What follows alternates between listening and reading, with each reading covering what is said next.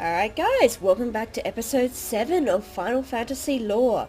In the last episode we defeated a bunch of puddings and we're still in this blasted Garam Scythe waterways. This episode hopefully we'll be able to head out of the waterways. So, onwards and hopefully onto drier pastures. Rightio. I mean, we will of course eventually get out of the waterways. Like, you can't have an entire game in this place. Let me just check the map. Yeah. Yep. I went round in circles. Let's head back to the correct direction this time. Yeah, I thought I was at the right entranceway, but no. A little bit lost. Rightio, so just this way now, into the right direction. Hopefully encounter a few more. So in this one, I think I've decided to skip pretty much every cutscene now. It's just they do take a long time. I can't really talk during them. Treasure. It's opening. I was gonna say, it's like, that's totally not a... Ooh, I like more of these. That treasure's totally not a trap. That's right, there's shouldn't be any mimics here. Alright, so here we've got another Gigan Toad. We met up with those guys last time. And they dropped a nice water stone. Because, you know, they're a toad, they live in the water. Why not drop something like that? Aha! Here we have our first new dudes. It's a ghost. Oh, dang, can't cycle through to look at him properly. These guys, you mean, if you don't know what ghosts are, they're basically spirits of the dead. Very common, and it's pretty much a generic catch-all term for any apparition slash spirit. Not much more to say about that, except that those guys' design is very reminiscent of the ghosts from Final Fantasy IX. What we have here, however, a little bit of a difference. Yes. Have fun pronouncing that name. It's Garkamakara. Or Gakamasura, technically. I'll go on and steal up these dudes. Ah man, they blinded me. Oh well. These guys, I haven't been able to find anything about their mythological origins. And trust me, like, I've tried. The Japanese name for them is literally Gakamasura as well.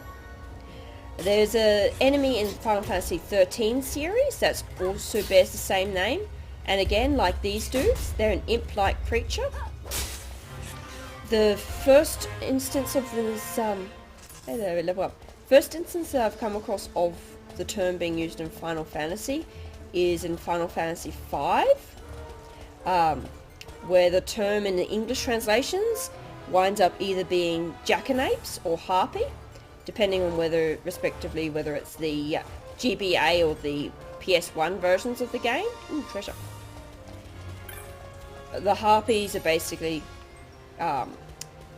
Greek mythological creatures. Yeah, they're known for being women who are half birds, which I guess ties in with the wings one. The jackanapes is a slightly obscure reference to a... Ooh, I will not attack you though. Slightly obscure reference to an English lord, or that's just what I've seen on the wiki. Let's get them to reset their targets so that they attack the right person or thing. So, and I can't see how that relates too much. Besides, harpy and jackanapes are two very different translations of the term. There are two other games, however, that do have Gakamasura in the Japanese versions, and those are Final Fantasy X and Final Fantasy VIII. And you guys are possibly, if you played those games, would know them as simply imps. That seems to be what the term gets translated to in those two games.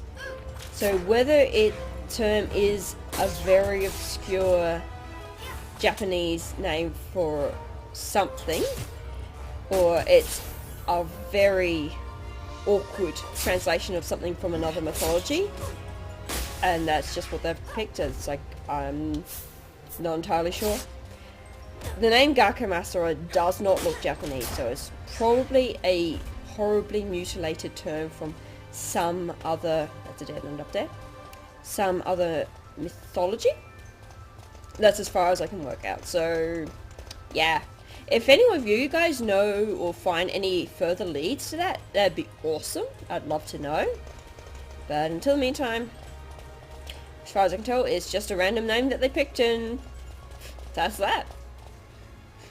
Alright. Okay, we've come to the sluice gate control, I believe. Nice handy save crystal. We'll just quickly top up the HP. Yes, yes, we know.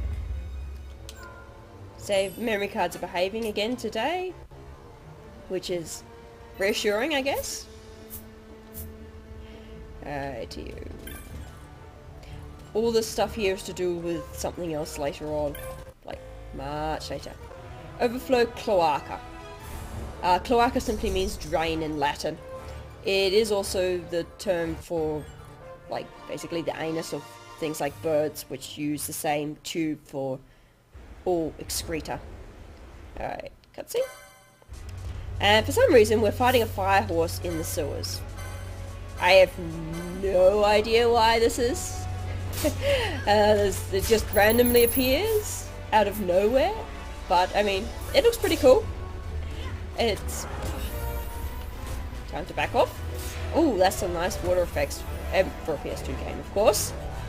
But, hey, yeah. It, as far as bosses goes, dude's pretty cool. He's called the Fire Main. And, yeah, kind of, you can tell why he's called the Fire Main. He's on fire. He's a horse. I'm pretty sure, like, this was one of the bosses that I had trouble with when I first played through. And I'm pretty sure he, like, wiped half my party. But he seems to be doing nicely. I mean, the AI is killing him pretty good. He's on half HP. I can pretty much just, like, chill and let him teleport into the middle of the stage. Oh, bushfire. Alright, let's keep our distance from that. As far as I know, it doesn't seem to affect you if you're in the water. And it poisons you, because I have no idea. Status attacks. Random status effects. But yeah, all those water effects are very pretty for the game of the Sage. Oh, hi. Teleportation. Wow, okay, those water effects are perhaps a little bit too wobbly now. Come on, he's almost dead. We can take out the last little bit of HP from him. So this episode's probably going to be pretty short, because we've got a dead boss now. Just pinwheeling the fire there. And it disappears pretty much just as mysteriously as it appeared. So I don't know. You never see it again. At least I'm pretty sure you never see it again. So I don't know. Guardian of the Sewers. Just some random thing. But yeah, it's time to go. The cutscene skips now. So if I wasn't cutscene skipping in this episode, it would probably be running half of the episode being cutscenes. And that's not much of an understatement. Alright. Get caught by the Imperials, in short. And we finally get out of the sewers. Woohoo! Though I'm pretty sure we're not out of the woods yet.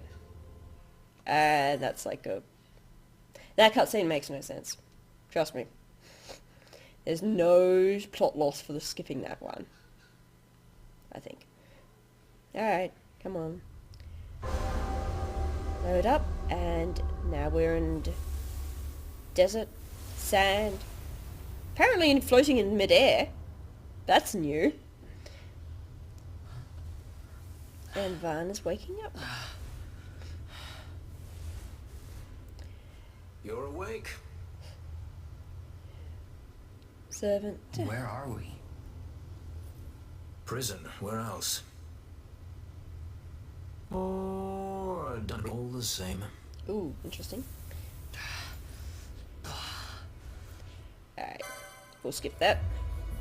So, according to a little thing down there, we're in Narbadia Dungeons in the Stockade. So this is probably a pretty good place to leave off for the episode. Nice and short. Hopefully I'll be keeping the episode times down from now on by cutscene skipping and all that. Might get a few long ones here and there. Appears to be a few corpses scattered about. And I'm pretty sure they've nabbed all of our equipment, as usual. As you would do for any prisoner. So I'll be leaving off here, and in the next episode, hopefully we'll be able to escape these dungeons. Until that next time, type this out. See yas!